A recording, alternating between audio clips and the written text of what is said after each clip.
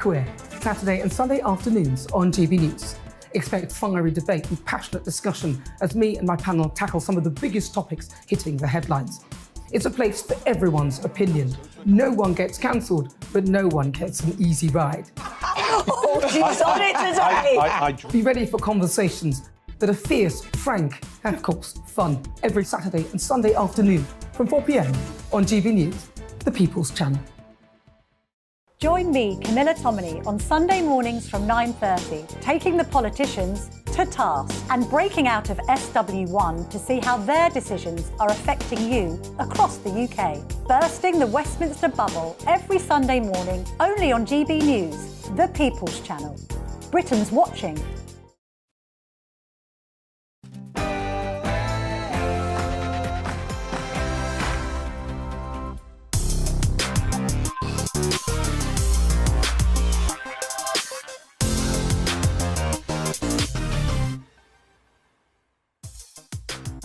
Good evening, team. It's 7 o'clock and I'm Laurence Fox. Tonight, I am looking at Drag Queen Story Hour.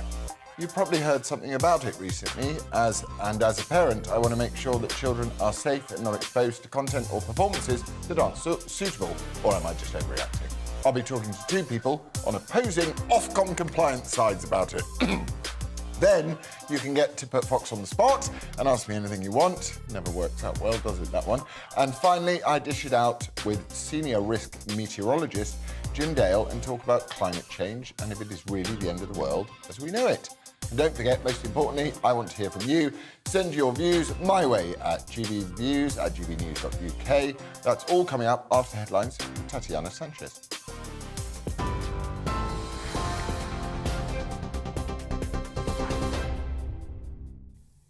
Laurence, thank you and good evening. It's 7:01. This is the latest from the GB newsroom. The BBC has told Gary Lineker to step back from presenting Match of the Day until an agreement has been reached on his social media usage. It follows comments he made on Twitter criticising the government's new asylum policy. He likened the language used to that of 1930s Germany. Well, the BBC have said it considered his, quote, recent social media activity to be a breach of our guidelines. And in a statement, the broadcaster also said, "We have never said that Gary can't have a view on issues that matter to him, but he should keep well away from taking sides on party political issues or political controversies." Football commentators Alan Shearer and Ian Wright have said on Twitter they won't join this Saturday's show in a move of solidarity with Mr Lineker.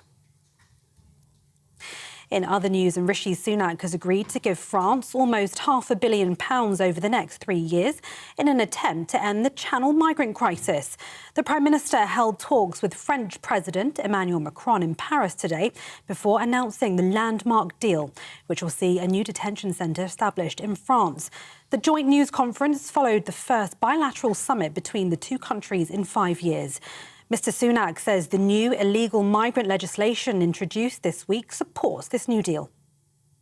We're announcing a new detention centre in northern France, a new command centre bringing our enforcement teams together in one place for the first time, and an extra 500 new officers patrolling French beaches, all underpinned by more drones and other surveillance technologies that will help ramp up the interception rate. And the legislation the UK has introduced this week supports this, because it's designed to break the business model of the criminal gangs and remove the pull factors bringing them to the Channel coast. The Labour leader has discussed his plans to prioritise Scottish innovation to boost the economy. Sir Keir Starmer is in Glasgow today with Shadow Chancellor Rachel Reeves. He says Scotland's creativity has been held back by governments at Holyrood and Westminster. Heavy snowfall left drivers stranded for hours this morning, with people now being asked to only travel if necessary. Storm Larissa hit the UK overnight, causing flights to be suspended and rail services delayed as fallen trees blocked some rail lines. The Met Office has yellow warnings for snow and ice in place for parts of the UK over this weekend. And Prince Edward has been named as the new Duke of Edinburgh. The title has been granted by his brother, King Charles, on the Prince's 59th birthday, and he'll hold that title for his lifetime. The Duke made his first official visit to the Scottish capital today. His wife, Sophie, becomes the Duchess of Edinburgh. TV, online and DAB+ radio. This is GB News. Now it's back to Laurence Fox.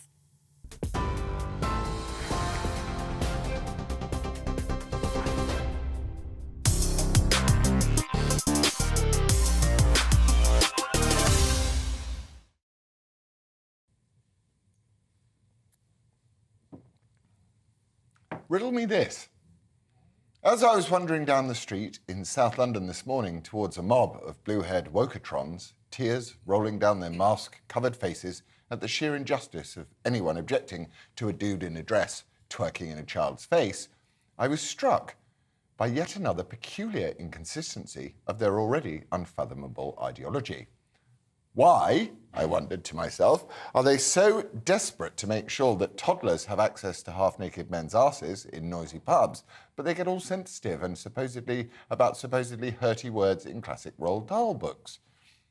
Why will they delight in the stocking of school libraries with books about how to get jiggy with your fellow five-year-olds, but suddenly transform into Mary Whitehouse on steroids when it comes to references about women, sometimes having jobs, quote, typing letters for a businessman in Roald Dahl's The Witches?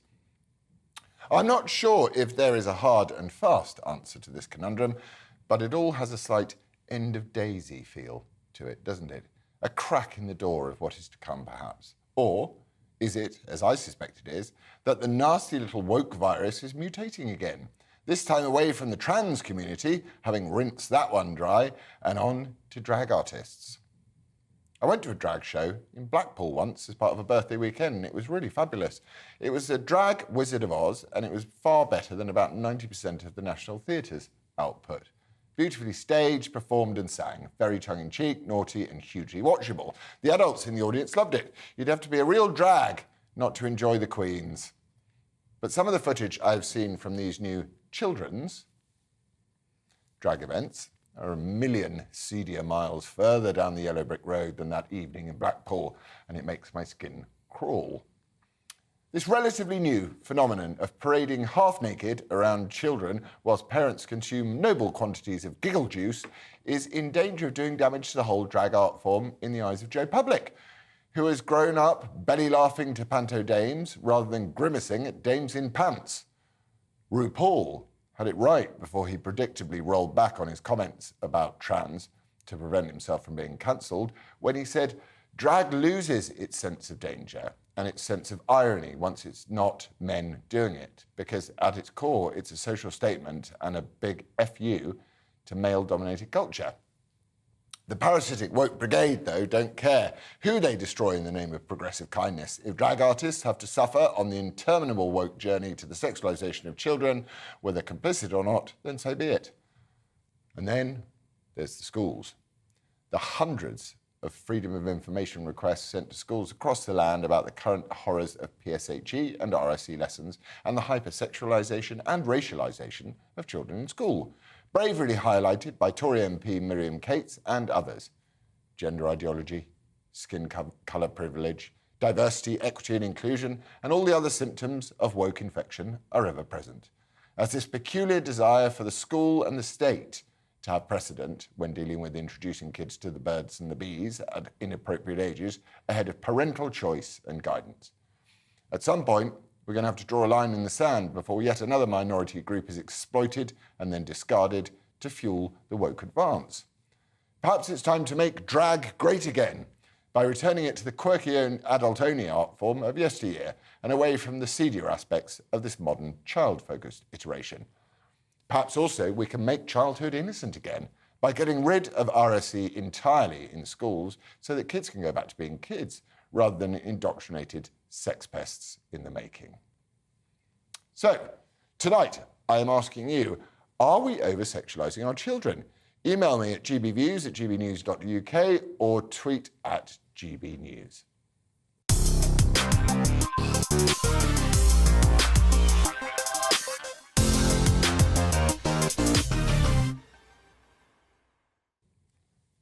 First up, tonight, you may or may not know that I attended a rally today in protest against drag queen story time. Now, cards on the table, I do like a drag show. I love the artistry, the time, the effort, the creativity that goes into it. However, I don't think it's appropriate content or entertainment for children. So why have some become so angry about it? Joining me is the Chief Operating Officer of Turning Point UK and fellow protester, Nick Tenconi. Nick, why can't you just leave those children alone? Leave the drag queens alone. Yeah, I'm the bad guy. We're the bad guys. You're the bad guy. So I think you said a few things there about how the situation's unfathomable and this end of days feel to it. So one of our protesters today, a Jewish, openly gay man, alongside us in front of the mob, and the mob are screaming at him, "You're a Nazi." So I don't even know what to say anymore, and I think that you've surmised it quite well, actually. This is very new territory. So woke has the religion of woke has all different aspects to it and all sorts of nonsense behind it. Where do we go with this? I'm probably too tired to be as diplomatic as I should be, so I will say this. We have a right to protest. We have a right to say that our culture should look as X, Y, Z, and they have a right as our opponents to say actually it should look as X, Y, as ABC, for example. And I've got no issue with that. So yes, we have safeguarding issues, as you've already mentioned. This is the line in the other thing you mentioned was the line needs to be drawn, and I agree. We have safeguarding issues, but what's wrong with me saying actually not having this? End of. Well, it's not right. The government are about to say you're not having it, you don't have the right to protest. End of. What do you think about that? That is something that I feel very strongly about, very passionate about. I don't see it as anything other than ushering a new era of authoritarianism, banked off of the lockdown files. And what would you say is driving this? Because to me, it seems like the drag queens are getting caught in the middle of something that they didn't really want to be involved in. You know, as I said, I went to this show in Blackpool. I'm not a sort of great understander of drag queens, but it was really fun. And this sort of move over into this area, I mean, it doesn't benefit drag queens, does it? In a way, it feels quite homophobic. It's going to bring out latent homophobia in people. Do you think they're sort of complicit, or do you think this is a drive they're being pushed in that direction? I don't know, but the history books will tell us the answer to that one. But what I do know is that I think there's the vast majority of those in the trans community, LGBT community, and drag queens are saying this shouldn't be in front of children. Yeah. And they're saying that openly, and there's a worldwide movement about that. It's not just mums, dads, sensible, common sense people or right-wing patriots. It's just common sense. And what about this odd sort of juxtaposition between puritanical word jiggling with Roald Dahl books and then this very free and loose and easy reaction to kids and naked men? Sure. Again, it's so confusing because on the one hand, people throw around the word lefty a lot, and then I see the anarcho-communist demographic there and the socialist demographic. They seem to have all clubbed together, and it seems to be they want to watch the world burn. There is no logic anymore. There is no rhyme or reason, and if they want to behave like children, they'll be treated as such, and that requires a firm hand and a fairly authoritarian approach in regards to anything that's as serious as, say, domestic terrorism, which I'd say anarcho-communism is. And unfortunately, I don't know what the answer is, but I know that at street level and in terms of a call to action to the British public, something has to be done. And we need to start reversing and undoing woke. But this is a line too far. And in St James's in Piccadilly, St James's Church in Piccadilly last Saturday, they were advertising to do drag story in that church. Going for Christianity in that regard and then going for children, that's a declaration of war as far as I'm concerned. OK, so it's declaration of war. What about freedom of speech, though? It's like we've seen this today with Gary Lineker. I think the treatment of him is wrong. I don't think 2-day Twitter storms are a good idea, and I don't believe in cancelling people, however odious I think they are, which I do, Gary, by the way, you odious. Sorry. He is. She's shouting in my ear. Cass is doing it again. But what about freedom of speech? I mean, what I saw today was us lot, who were having a nice time, going, guys, can we talk about this? And they were just going, fascist scum. Fascist scum. And I was like, I kept trying to interview people and they had no interest in talking. And also they looked a little bit like a renter mob. Sure. So, so many good points. So where do I start? Freedom of speech must reign supreme. I interview a lot, street interview, campus level. I interview an awful lot. And when you ask, I don't know what's beneath the Gen Zs, but if you ask the 18 to 25-year-olds now, what does freedom mean to you? They genuinely don't know. I see it's freedom of speech, freedom of movement within our land, and economic freedom as well. So that is now out the window as far as they're concerned. So should they be cancelled? No. Freedom of speech, absolutely. The mob that we were faced off against today were rude, unkind, unpleasant. A lot of the liberal virtue signalling, narcissistic personality disorder customers of Drag Story and those affluent people within that demographic where we were today, they had children with them. There were kids there today. The expletives, obscenities. On Saturday the 25th at the Honour Oak pub, two guys broke, there's 100 cops, two guys broke the line, one of them was found with a knife on them, throw eggs, throw bananas, etc. So in terms of policing and legalities, if anything comes under assault or stuff that I don't necessarily know about, then that's fine. Freedom of speech must reign supreme. So we stood there, all of us today. Guys, we want to have a conversation with you. We want to talk to you. Did you notice how diverse the group was as well? It's funny, what really struck me when I arrived was I looked at from the opposing side was a bunch of middle-class white people. Yeah. And what struck me from our side, as you said, we had an openly gay Jewish man there with a Jewish national flag around him. We had a lot of people of colour. We had women. We had such a different group. It couldn't be more diverse. I was confronted with exactly what you see walking through Dulwich, pushing a pushchair towards their £1.5 million house. What do you think? Is there a socio-economic element to this problem? Well, I'd love to talk more about this. So I dropped 1,000 leaflets the day before across the Dulwich area. All the brass on the front doors was polished. Everyone had high-spec cars outside their houses. I don't know about strollers, but I'm presuming there are some that are very cheap and some that are very expensive. Strollers everywhere, mums everywhere. Every house had building work doing. This is expensive stuff. Renovation's expensive. The Mama and Papa Brigade were out. All the cyclists were out. No litter anywhere. It was Cherry Tree Lane on steroids. That's 1,000 leaflets. That's 1,000 homes. That's a lot of raw data. What did I smell? Affluence. What did I smell? I smelt a demographic that's potentially looking for problems, that's bored potentially, and I did a little 5-minute video which I haven't had a chance to edit yet, but that raw data, that's real. That area, why is the business mind behind Drag Story UK or Drag Brunch or Cabba Baba Rave, why are they earmarking those affluent areas of London? Why wouldn't that, I can name several villages and towns where I know for a fact that wouldn't happen, and council estates where that wouldn't happen. Why are these, if we could mind map it as an organisation, why are these companies like Drag Story UK earmarking those specific sites with those specific demographics at £23 a ticket or £22.50 a ticket or whatever? It's because there's demand for it. So we learn a lot about the individual in that particular area where I was doing those 1,000 homes. It was very, very insightful and very interesting about that demographic. So Drag Story UK obviously can't. They don't have a right to express their feelings and reply as to why they're doing that. But what you're basically saying to me is that there is a sense of affluent boredom that is driving these movements and drives the woke movement. Do you think I'm correct in my assessment that what happens is it moves and it jumps from minority group to minority group to divide us still further? So it went first into Me Too, then into race, then into trans, and I think they've milked trans dry. For want of a better analogy. And now they're going, well, let's get the drag queens who have been for years honing this art, and now they're suddenly the enemy. I think it's really dreadful. I think what you're saying is spot on, but I think that it's far more simplistic than that. I think we need to go to source. I think it's liberal narcissistic personality disorder, the absence of war, the godlessness. I don't believe for 1 second that any one of our opponents on Saturday the 25th, I think it was 3 to 500 from the aerial view, and today as well, are God-fearing patriots. I think they're godless.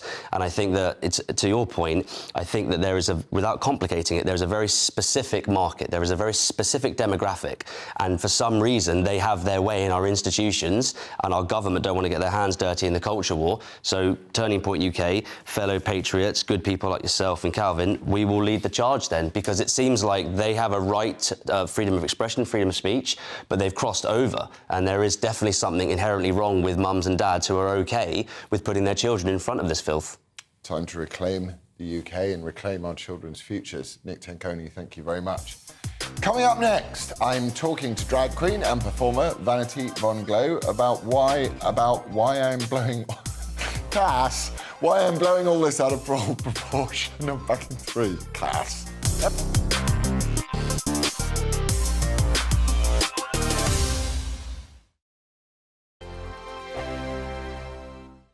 We We are GB News, the People's Channel. And right across the United Kingdom. You can find us on Sky Channel 512, Virgin Media Channel 604, Freesat Channel 216, Freeview Channel 236, And YouView Channel 236. You can also take us with you on DAB+ radio. With the GB News app and at the website gbnews.uk. We're absolutely everywhere. Come join us on GB News, the People's Channel, Britain's news channel. Monday to Thursday, 9 p.m. till 11 p.m. Join me, Dan Wootton. I'll bring you the sharpest takes and hottest debates. Do you not believe in prison? I don't believe in prisons. I'm completely stunned. I guarantee you there'll be no spin, no bias, no censorship. I actually was personally quite offended by it. And no reason to go to bed. So I guess they've always been quite woke. That's Dan Wootton tonight on TV, radio and online. Monday to Thursday from 9 p.m. till 11 p.m. on GB News. The People's Channel, Britain's news channel. Hello, I'm Michelle Dewberry, and you can join me every weekday 6 till 7 on Jubes and Kerr. You're an inspiration to us all. Clip that bit off. Well, you are. That's my ringtone. My political ambitions those days are gone, I can tell you. She's only teasing. Go on. He's probably going to want to lay down now. I'll give him 2 minutes to have one. Let's respectfully disagree. That's what we like on Jubes and Kerr. Come and join us. GB News, the People's Channel. Michelle Dewberry, weekday evenings at 6 o'clock. I'm Simon Evans. Join me on GB News for Headliners at 11 p.m. What's the scoop? I'll be joined by 2 of the country's top comedians. That's right. As we take a look at tomorrow's newspapers tonight. We're going to get into trouble. If it's a big story, we'll be covering it. Spill some tea on him. There we go. But we'll also have some fun. I wouldn't stick up a bank. My father didn't love me. So anyway, Headliners every night from 11 on GB News, the People's Channel, Britain's news channel. It's all about family, being in people's living rooms, all the interaction and getting to know who our viewers and listeners are. When I was young, my dad used to say, nah, stop arguing. I wanted an outlet that would enable me to give my opinion. People are going through a really hard time right now, and I know that you don't feel like you're being listened to by the establishment. I came to GB News because it's the People's Channel, and I want the audience to have their say on the events of the day. We're dynamic. We do something different. Democracy shows that the wisdom of the nation is in its people.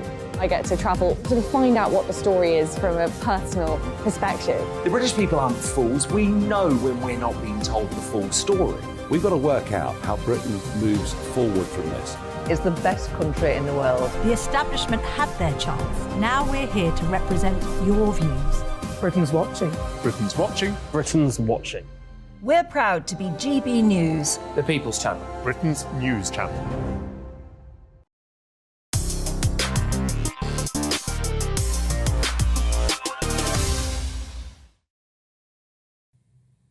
Oi, oi! Welcome back. Joining me now is the fabulous drag queen and performer Vanity Vonglo to talk about drag story time and suitable entertainment for children. Let's quickly take a look at Vanity in action.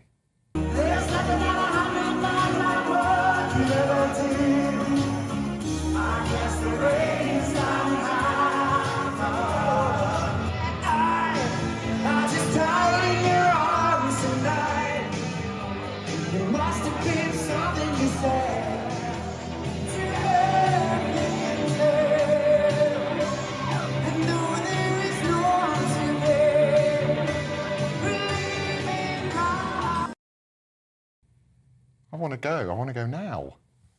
It's really good. I have to go now. After this, I have a show. I'll be flying off. Will you? Yeah. Is it Storm in a Teacup? Is it just like far-right extremists sort of trying to ruin drag? I don't think they're bothered about ruining drag. I think that some people have concerns about what's right to show kids, and I do understand that. You know, I've made a defence of drag queen story time because there's definitely a version of that I think is totally acceptable for kids. You know, if I were to open a book now and read to kids, I don't think those kids are being exploited or traumatised. I think it would be very boring for me. I mean, I can't think of anything worse than performing to children, and I have performed in Sheffield.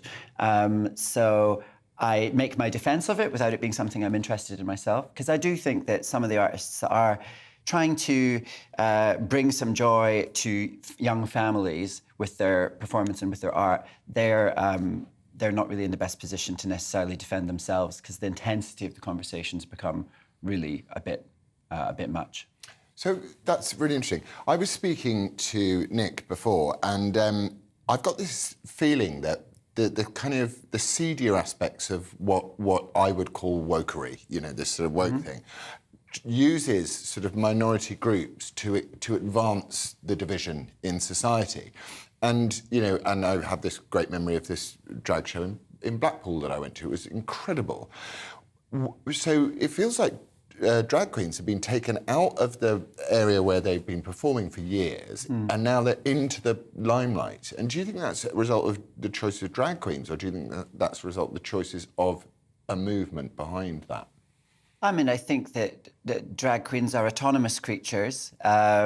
Performers have no difficulty finding spaces to perform and do their art. And drag has a very, very broad spectrum. So on the one end, you've got the sort of glamazon model, which is your supermodel type of drag. You also have your more subversive, perhaps quite sexually provocative work. And then you've got the good old-fashioned pig in a wig at the end of the pier as well, which we have much of here in the UK. But there's also now, because of the popularity of Drag Race and stuff like that, you've now got that glamazon. Almost, there's like TV presenter style drag, the Holly Willoughby drag. I can think of some friends of mine who perform in that way, and there's nothing really in their show that's, you know, particularly subversive or unacceptable. It's a bit camp, it's a bit silly, and that's the sort of queen that I could see reading to kids, and it's not a big issue. So I think the reading to kids thing is absolutely fine by me, and I don't have any problem with it, weirdly, for someone who everyone thinks is a fascist Nazi. But I would say that some of the stuff that one's seen online, you know, the hoiking up of a mini skirt and the, you know, a twerking in front of a child, for me that would cross a line. Would it cross that line with you? I don't have children, but I don't think that's the type of show I would be taking my kids to, because while I can understand the argument that it's not necessarily appropriate, I make the distinction between there's lots of things that aren't what I would choose to do with my niece, for example. I wouldn't have her watching an 18-rated film when she's 6 years old, or playing violent computer games, perhaps. But I do respect the rights of parents to make the decisions for what content their children consume.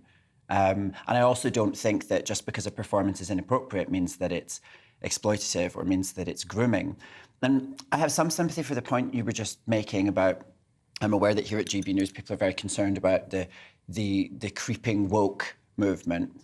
One of the moments that you're known for was on Question Time, where you pushed back against the idea that this is a racist country.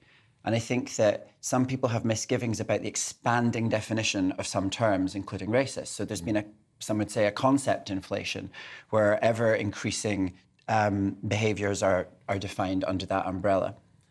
There's an argument for that. I think what's happening here is that we're seeing a concept inflation of terms like grooming.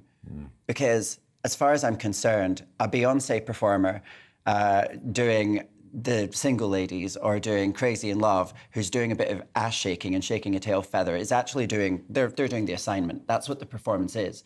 And there doesn't need to be another reason for why they're performing. They're performing Beyonce, and Beyonce shakes her ass. And Beyonce did her Super Bowl show, and you know, she did a hell of a lot more. So I think there would be sympathy there to say, why are you stigmatising the drag community for doing this and not stigmatising Beyonce for doing that? And I agree with you. What do you call it? A concept inflation. Yeah. But how do we deflate that concept? How do we bring it back down so that we can have a reasonable conversation, which we have, about what is and isn't, what we think is and isn't appropriate, without sort of constantly expanding these concepts and inflating them? I think everyone on both sides needs to have more integrity about the language that they use.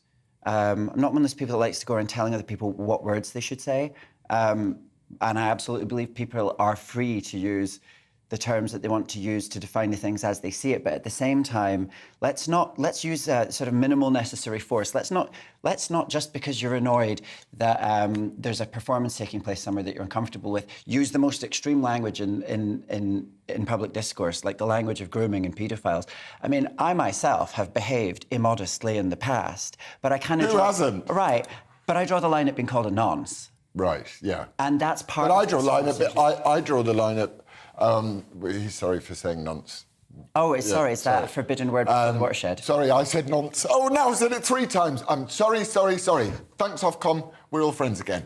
What was I trying to say? Yeah, so if we can... So, exactly, these very inflammatory words like racist and, paedophile and stuff like that, we want to bring them back in. To use words accurately and correctly in order to connect better, really, rather than using inflammatory language, which I'm very guilty of often.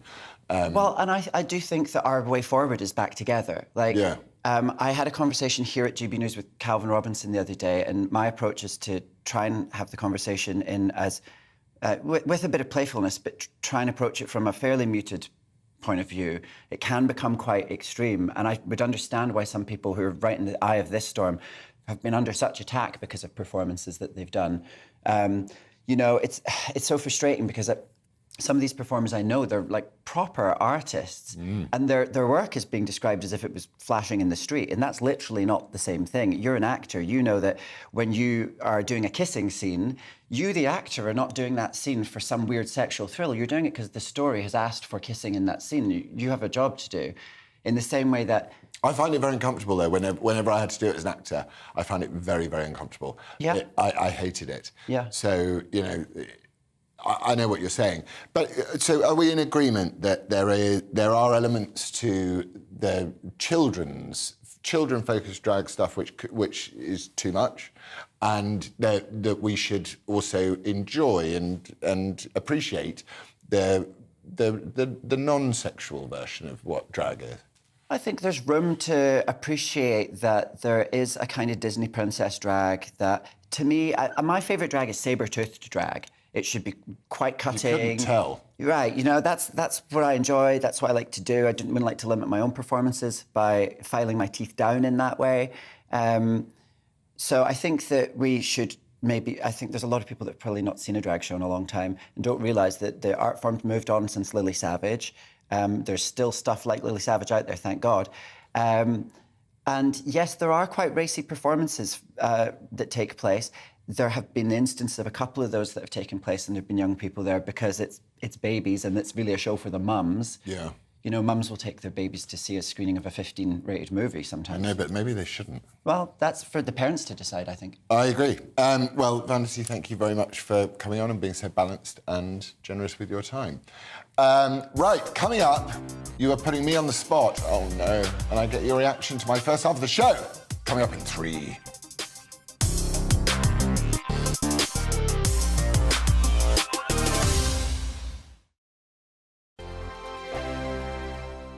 I joined GB News because I was sick and tired of not hearing my views being represented, not just mine, but so many people that I knew and spoke to. I just couldn't get my voice out there. I couldn't say anything. I couldn't do anything. Whatever the narrative was, I kind of had to follow it. GB News is there to provide a voice for those who have been ignored by the establishment media. We think different things, we've got a different style. GB News is here to be optimistic and positive about the future. It's real kind of dynamic and flowing, with the audience very much at the heart of it, like a big family.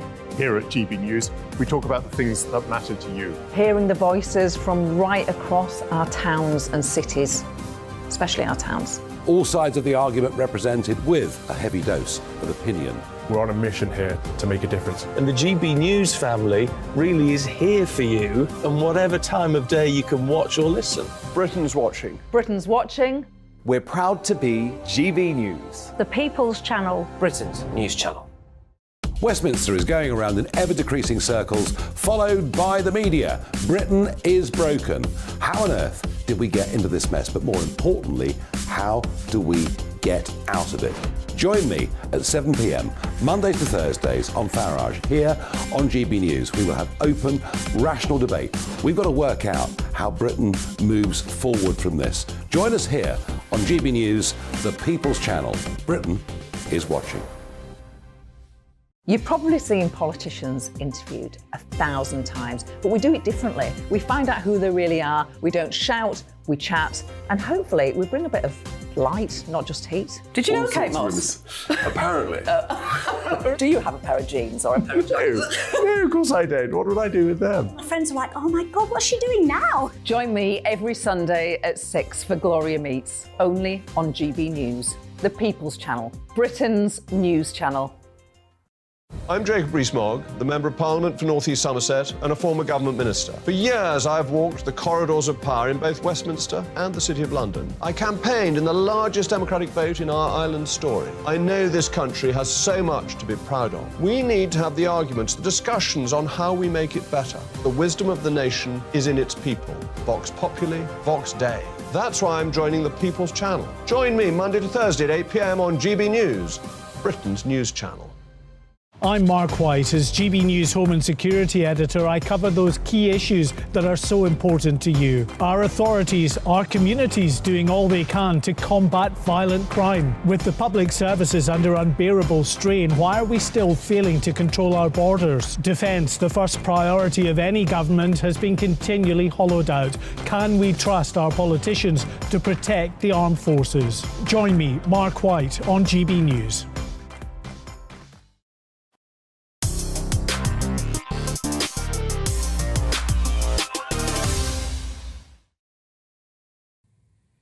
Hiya. So, earlier on, I asked you, are we over-sexualising children? And here are some of your reactions to the show. Any of you think we are indeed over-sexualising children? Sam says it's not even a debate. OK, that's clear. Joan says, most definitely, let innocent kids be kids. They grow up far too quickly as it is. I have to say I'm a bit of an amen on that one. I agree with you.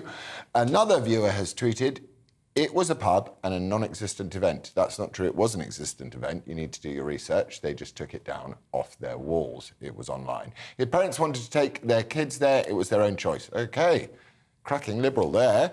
Adam tweeted, now, I asked you to put me on the spot. No, Adam didn't tweet that. What's happened? That was Adam. All right. It's gone backwards, this... Oh, yeah, look, now we're on to me, on to what I think about stuff. Oh, God, I'm getting good. I'm learning, guys. Stay with me. I'm doing so well. Right, Fox on the spot.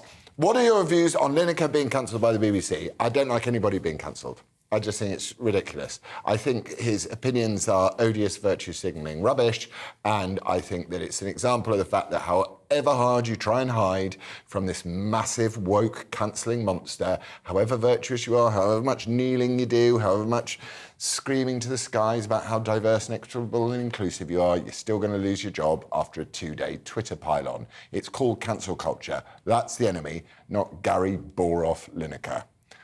Is that clear enough? Anyway, coming up, I'm dishing out my thoughts with Jim Dale on climate change, another good one for me, and the Sun Monster, back in 3.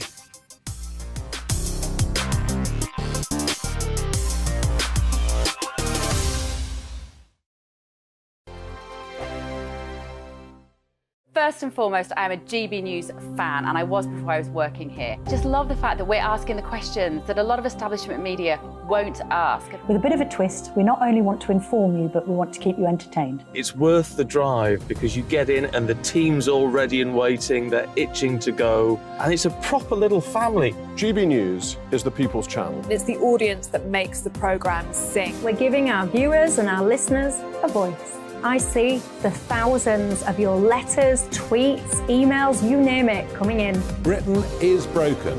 How on earth did we get into this mess? But more importantly, how do we get out of it? The establishment had their chance. Now we're here to represent you. It's time for something different. It's time for GB News. I'm very patriotic. I believe in Britain. Our best days lie ahead. Britain's watching. Britain's watching. Join us here on GB News. The People's Channel. Britain's news channel. Hi, Andrew Pierce here. Join me every Friday lunchtime for a proper no-nonsense debrief of the week's events. With special guests in the studio and the GB News team on the ground, I'll be getting you up to date with news, some intelligent discussion, and my own sharp take. The weekend starts here with me every Friday lunchtime on GB News, the People's Channel, Britain's news channel. I'm Michael Portillo. Join me on GB News on a Sunday morning for topical discussion, debate, arts and culture, and sometimes even some ethical dilemmas. I don't always agree with you, Michael. Michael Portillo, Sundays on GB News, the People's Channel, Britain's news channel. I'm Andrew Doyle. Join me at 7 o'clock every Sunday night for Free Speech Nation, the show where I tackle the week's biggest stories in politics and current affairs with the help of my 2 comedian panellists and a variety of special guests. Free Speech Nation, Sunday nights from 7 on GB News, the People's Channel, Britain's news channel. Here on GB News Live, we'll be keeping you in the picture, finding out what's happening across the country and finding out why it matters to you. We'll have the facts fast with our team of reporters and specialist correspondents. Wherever it's happening, we'll be there from 12 noon on TV, radio and online. GB News, the People's Channel, Britain's news channel. Join me, Patrick Christie's, Monday to Friday, 3 till 6. We tackle the day's news agenda like you've never seen before. It's high tempo, high octane, the most controversial topics and the best guests. You will not be able to take your eyes and ears off it. I'm not afraid to ask the questions that you really want answered. 3 till 6 p.m, Monday to Friday on GB News, the People's Channel, Britain's news channel. Join me, Laurence Fox, on GB News. Frank, fun, fearless, and sometimes serious. Much as I love a Friday night punch-up, what I really want is a battle of ideas. I want to look at things differently. I want to hear different voices and engage with your unique experiences. Every Friday at 7 p.m. on GB News.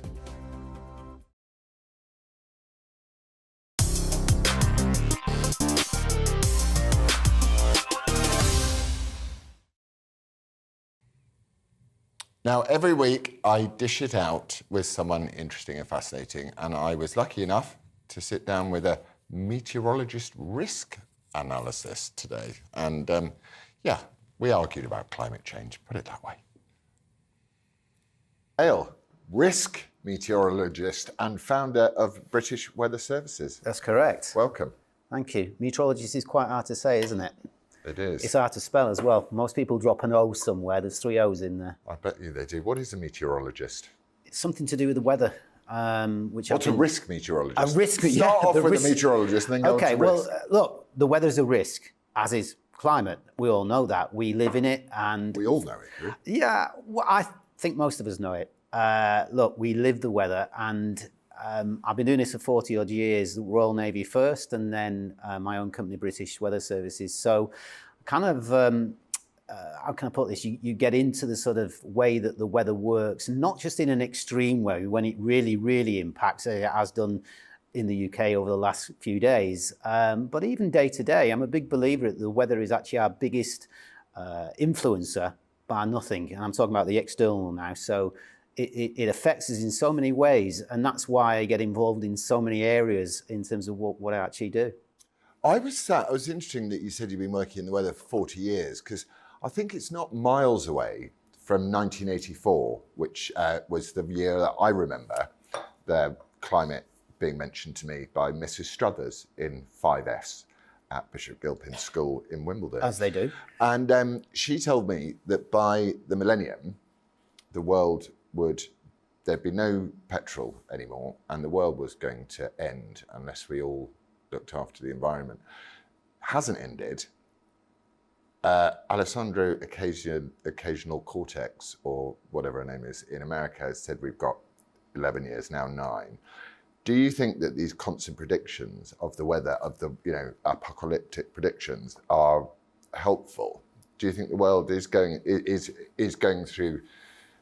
I think if you put dates on it, probably not, because you stand to fall. And did you say Mrs. Stanford? Struthers. Mrs. Struthers, if you're listening, you probably had a good guess on it. But look, I wouldn't even do that. It scared me after death. Yeah, look, forecasting the weather, even on a day-to-day basis, can be a bit sort of wrong from time to time. I know that to my peril, but it's not an exact science. Neither is climatology. So to try to sort of say the end of the world is nigh, or it'll be next year, or it'll be 10 years, is the wrong thing to do. But we are on a slippery slope as far as CO2 levels and global warming is Isn't concerned. CO2 good for plants? Don't they eat it? Oh, absolutely. Nothing wrong with that side of things, but it isn't good for us, and it isn't good for the warming of the Earth, because it creates a blanket. We live in what's called the troposphere, which the tropopause is at the top of that, which is between 8 and 13 miles high, and that's what we exist in. If that warms up too much, then we get the effects of global warming. It's like a blanket, if you like, around the Earth. So whilst it's good for plants, and they need it, it's not good for ourselves in terms of the warming oceans, the warming atmosphere. So just thinking about that, because I'm stupid and I know nothing about the climate, but I just have instincts that people use the climate. I would absolutely accept that we need to look after the planet and all of these things, but I sometimes feel that that's a good starting point. The climate is used. Sadiq Khan in London, for example, uses the climate to as a way of taxation in the name of salvation, with all of his ULEZ and everything like that, quoting all these people that are dying. Well, but one person has died since 2001 from pollution as a even contributing factor. I'm not sure where you got that figure from. Office of National Statistics. Okay, so my statistics, what I looked up, and pollution is a side issue for me in terms of the weather. It's not pure weather, but it's associated with. I know in terms of the scientific papers that I look at, for example, in the world, some 7 to 8 million people a year die of pollution-associated diseases in one form or another, and 50,000 of those happen to be in and around the London area. Look, you think 50,000 people a year are dying from climate? From pollution. Well, that's what the papers say. I'm not there to argue whether it be 20,000, whether it be 20,000, 50,000, 100,000, or one. It's perhaps one too many. But you know what? On the way here today, you're going through the traffic. You can actually feel it through your car. It's not a nice thing to have. No one likes pollution. We want. But if you think about pollution and the climate, and you think about this, the one that really bothers me is this sort of, they're the vegans that go on about eating meat and stuff, and they're all avocado munching, almond chewing people, as was pointed out. I'm trying to get there, by the way, but anyway, go on. All right, go for it. There's nothing wrong with that. At the end of the day, we know that certain things that we do in this world, whether it be burning fossil fuels or whether it's too many cows in field putting up methane gases and all the rest of it, they do have a detrimental effect. Not on a daily basis, but certainly over time. And this is the thing that's aggregated since the Industrial Revolution. So it's a time we need to do something about it. And when I say we, maybe the fossil fuel companies they make enough profit to be able to say, okay, well, maybe we'll start to put some of that CO2 back in the ground and back with the plants, back in the forest. How would they do that?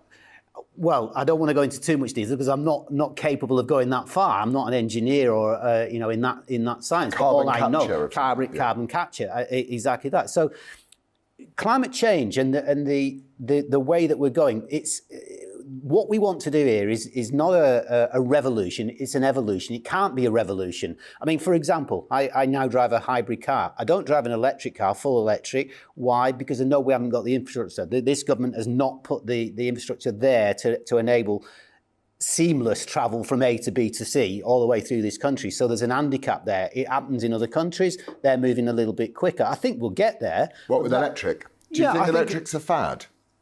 I've got a feeling it's a bit of a fad, especially those poor Congolese kids, and the fact that electric vehicles require so many minerals and rare metals and rare earth metals and stuff that at the end of the day, it's sort of 70% more than a petrol car. Well, look, while we're in this transition zone, while we're in the evolution zone, we're bound to be swapping ideas and technologies, in other words, to get there. And it will be almost, one step forward and maybe one step back and then two steps forwards and one step, and that's how it's going to be. It's not going to be a flick of your fingers and we're going to all get there. But it's like, how can I put this? It's we all have to be individually aware of what we're doing. It's a bit like you live in your house and you see your next door neighbour tipping his bin in the front garden, and then your other next door neighbour doing his. Are you going to do that as well? Are you going to add to the pile, or are you going to say something to them? And you're going to say, well, actually, that's not the way to do that. And part of that. I wouldn't want to say that to my next door neighbour. He wouldn't like me interfering with what he does. Well, you know what? I'd say it. Would you? Yeah, absolutely. You might get of course, I would say it. Well, maybe we end up in a fight. But there's some good fights and there's some bad fights, and sometimes Do you think that's what bothers people, though, in a way, which is the fact that we're sat here providing 1% of the world's pollution in the UK. China is building a coal-fired power station every week. And next door to coal-fired power station are the solar-powered stations where they build all of our solar panels. They do. That we can do here. So do you know the average Joe will just sit and go, this is just a joke? The average Joe isn't what you take your lead from. That's part of the problem that we've got, particularly in the UK. And I think we did take the lead from experts for the last 2 years, and we've killed our economy, our children's education, and it was all a big hope. When you say experts, what do you mean by that? Well, the experts follow the science, as we're told. That depends which science you're looking at. Well, I'm saying more broadly, the science was utter rubbish to the point where someone had to release 1 million watts. Anyway, let's not get onto that. But I'm saying your average Joe really must. I completely agree with you. Your average Joe, you want to educate your average Joe so they can make their choices. I'm glad you said that. Not so that they have a carbon credit system whereby you can only have 2 sirloin steaks a month. Education is a big factor in all of this, and nil education, no education is on the other side of that, where people speak without that education. I'm not necessarily the person who's going to be there saying this is what you should do every day and all that. I can be led as much as I can lead.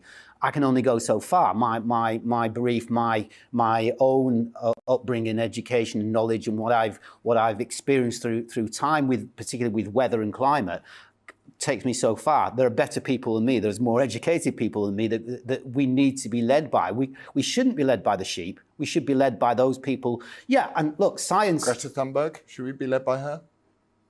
To a degree. Well, to a degree. An autistic 18-year-old? It doesn't matter whether he's autistic. That makes no difference whatsoever. Well, okay, an 18-year-old. Even an 18-year-old. Some of those people. Look, for many years now, she's been saying this before any of us have been saying it. Before climate scientists. She's been scaring a generation of children half to death. Children growing up, they're very aware of the climate. But can you not see that there is a possibility here for people to use the climate to control other people? And this is what they do. When they ask Bill Gates, why do you fly over in a private jet? He goes, well, I just pay in my carbon credits, and I have forests built or whatever. Your average person can't do that. She's swapping around. Should your average person not be able to go to Malaga? Your average person can do that. And I'll just give you one example: is that you may well swap your nice beef steak for something that is on the other side of that. That is a little bit less. Like what? Well, there's enough. What do you call it? The plant type material that heavily you can eat. Processed, really nasty plant. Maybe, but there are other choices beyond that as well. I mean, I can sit there. But the avocados was a good example. I suppose they fly them over from America. It causes massive amounts of pollution. Well, as I've already said to you, this is not an exact science. It's not an exact solution. There will be always one step forward, one step back. There is an element of that as well. But if we can agree that I think the pollution, the climate change, the weather, all of it is kind of joined by it's joined by the hip to a certain degree. They're all part of the planet that we live on.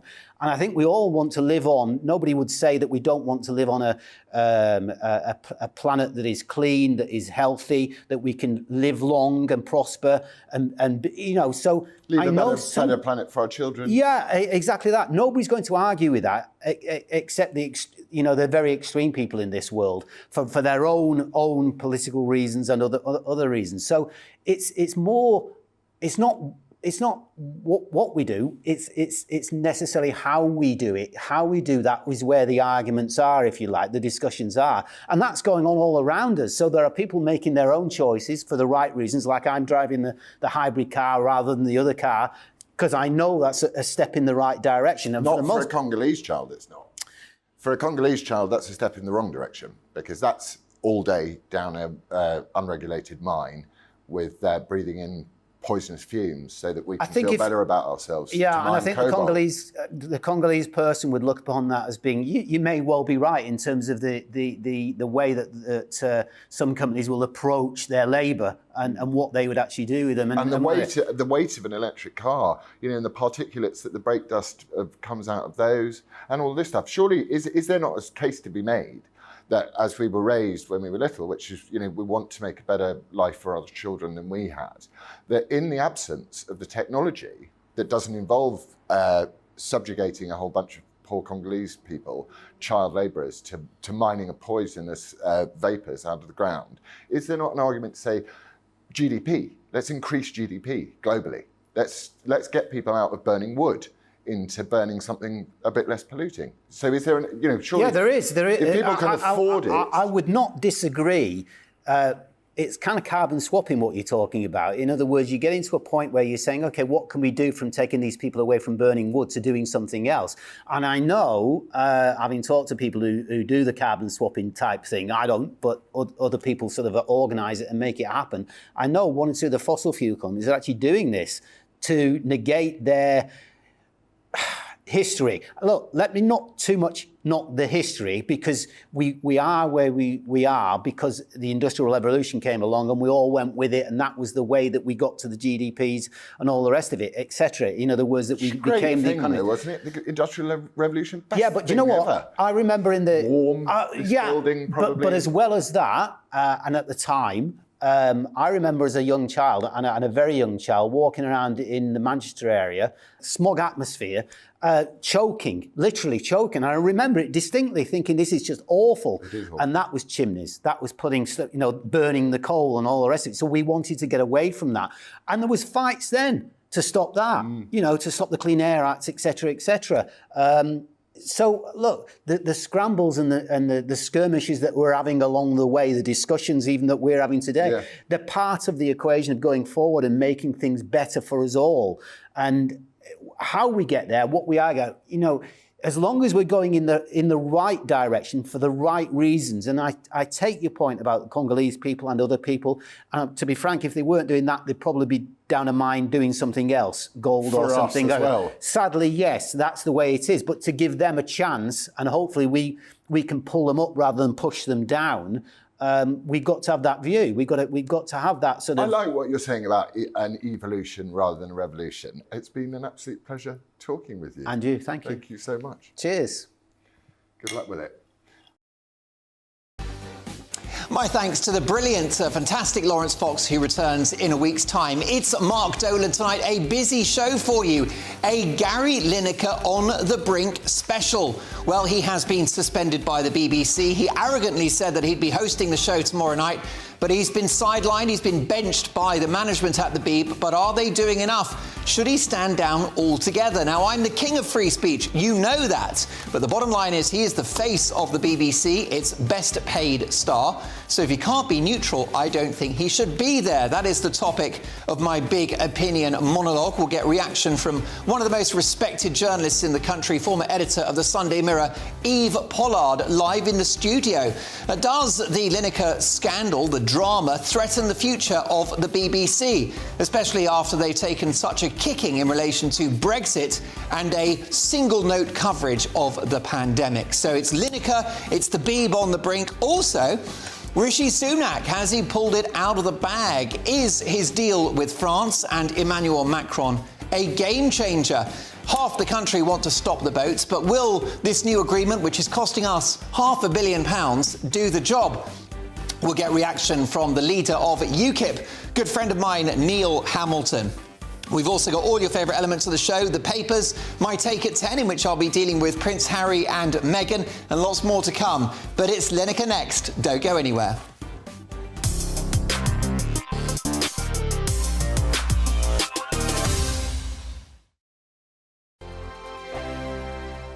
Monday to Thursday nights on GB News. At 6, it's Dubes & Co. 7 o'clock, Farage. At 8, join Jacob Rees-Mogg. And at 9, Dan Wootton Tonight, followed by Headliners. On TV, radio...